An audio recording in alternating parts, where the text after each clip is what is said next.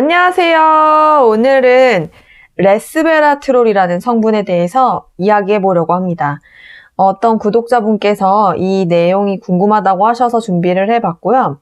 얼마 전에 커뮤니티에 제가 설문조사를 했었는데 굉장히 과반수가 넘는 분께서 제발 핵심만 간단히 요약해서 얘기해달라고 하셔서 최대한 제가 요약을 해서 핵심만 간단히 말씀을 드리겠고요.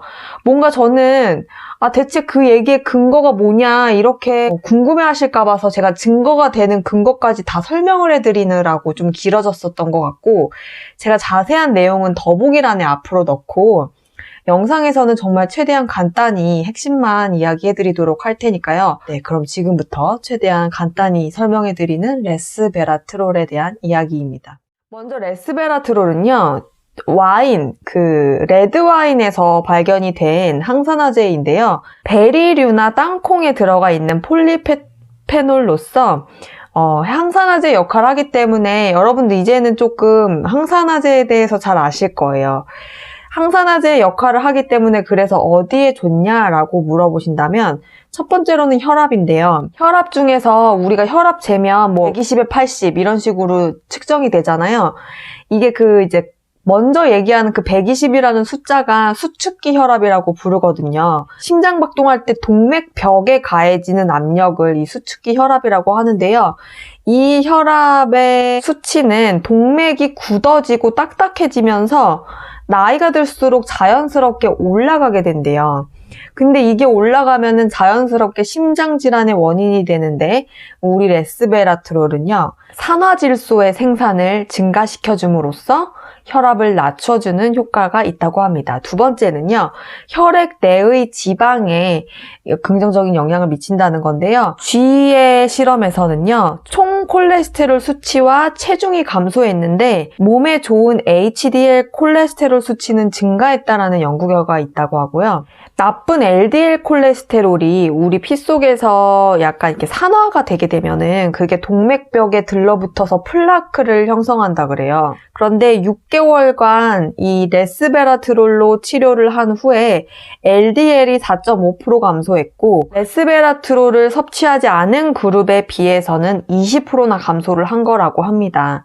세 번째는요, 특정 동물의 수명을 연장시킨다는 건데요. 레스베라트롤이 항노화의 효과를 가져온다. 노화의 질병을 막아주는 특정 유전자를 활성화시킨다라는 증거가 있다고 합니다.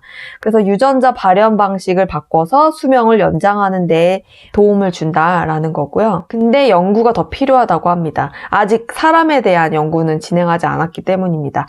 네 번째는요, 뇌를 보호한다는 건데요. 항산화 작용과 항염증 작용을 하기 때문에 우리 알츠하이머병의 특징인 베타 아밀로이드라는 단백질 조각 플라크를 형성하는 것을 막아준다고 합니다.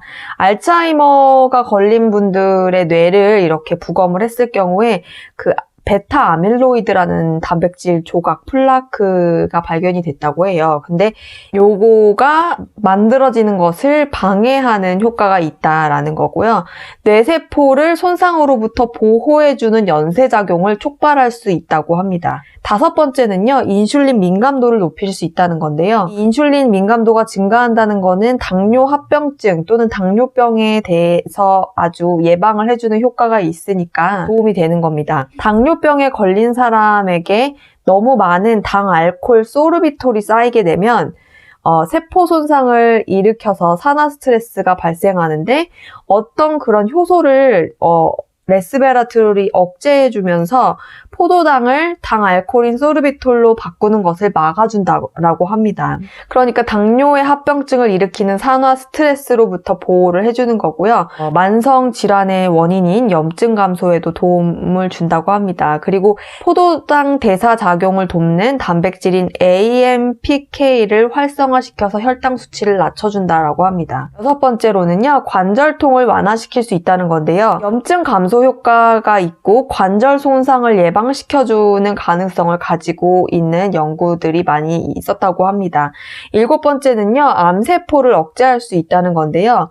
암세포와 싸우는 레스베라톨만의 방법, 바로 암세포 성장을 억제시켜주는데 암세포가 복제돼서 퍼져나가는 거를 막을 수도 있다고 합니다. 그리고 암세포 유전자 발현을 변화시켜서 암세포의 성장을 억제해주고요.